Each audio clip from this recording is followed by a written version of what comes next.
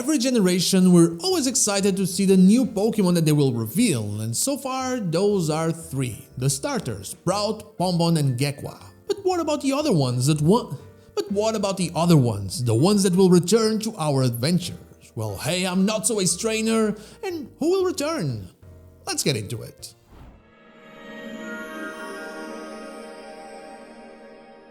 Whenever a new generation comes around, there are always some Pokémon that just fit the region's inspiration so well that they have to bring them back instead of making something new, or that we believe that they'll bring back because of that. Sometimes they don't care that much.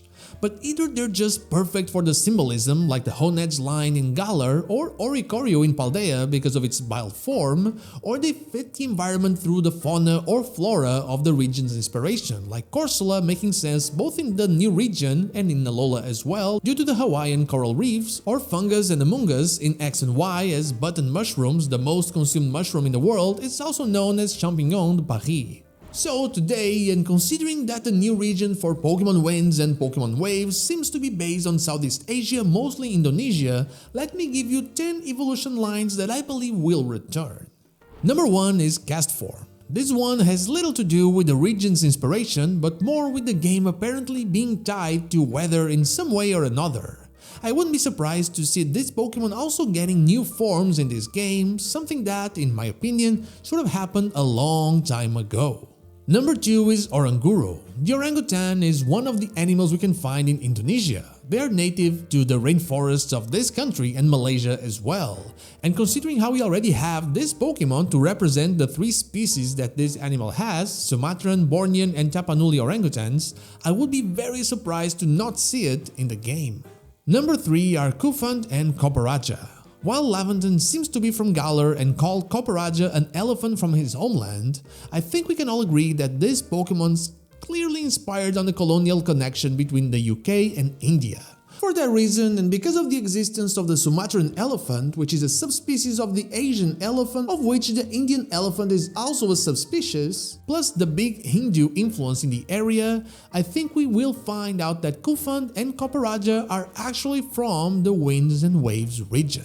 Number 4 are Helioptile and Heliolisk. I love this line, so I kinda wanna add it anyway, but the reality is that the frill-necked lizard is a species that is native to both Northern Australia and New Guinea, which has both a Papua New Guinean and Indonesian side.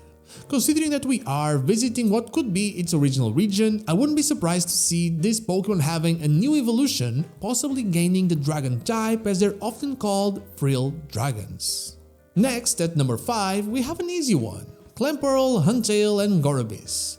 We are going to dive. I cannot imagine a diving Pokemon game where we won't see these evolution lines since, well, why would they add another clam Pokemon when such a perfect and interesting one already exists?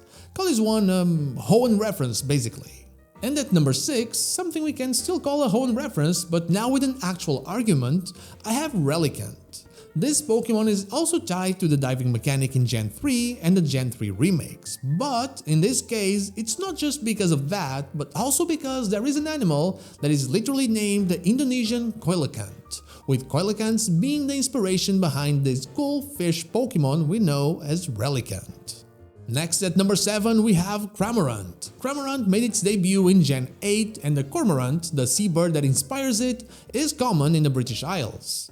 But the little black Cormorant is one that exists in Indonesia, and its more dark plumage and beak makes me think that this Pokemon might get a regional form that is dark and flying or even dark and water type. Next at number 8 we have Purloin and Leopard. There is an endangered species called the Javan leopard, referring to the island of Java, which is of course in Indonesia. In this case, I could assume they'd release a new leopard-inspired Pokemon, but having seen Leopard in new Pokemon Snap when doing the jungle course, I just feel like it fits perfectly here and we don't need a new one. Now at number 9, I have Steel and Dugong. I think these Pokemon have a really cool design, they're OGs so they would be very popular, and since it's obvious that they'll find a way to have a cool ice area here in this tropical region, I can't not choose this evolution line to represent the Dugong, a marine mammal that can be found in many places, including the warm coastal waters of Southeast Asia. I think Steel and Dugong would especially make for great additions to the ocean for our diving adventures. And finally, at number 10, I have Teddy Ursa, Ursa Ring, and Ursa Luna.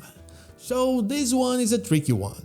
The Teddy Ursa line is heavily tied to the moon, with Ursa Luna even having Luna, Latin for moon, in its name, and needing the full moon and a pit block to evolve from Ursa Ring. But in the tropical forests of Southeast Asia, there is the Sun Bear. Of course, the Sun Bear isn't really tied to the sun, but it would be in the Pokemon world for sure. So this is an evolution line that I could really see becoming a regional form based on the Sun Bear, or just have original Teddy Ursa evolve into something different. Or it might just be that we get the Moon Bear and the Sun Bear as separate evolution lines. Either way, I see the Teddy Ursa line returning. And those are 10 evolution lines that I see returning in Pokemon Winds and Pokemon Waves. But what about you? Do you see any others returning? Let me know in the comments down below. And now that is all I have for you today. Thank you so much for watching, and I'll see you all on the next one. But before I go, I want to thank my YouTube members Good Old Deo, Sean Speaks and Dash Plays, and my Twitch subscribers Anubis Here, Zanes222, Lazarix, The Dr. Joe, and Teixeira23 for going that extra mile. Thank you so much for all of your support.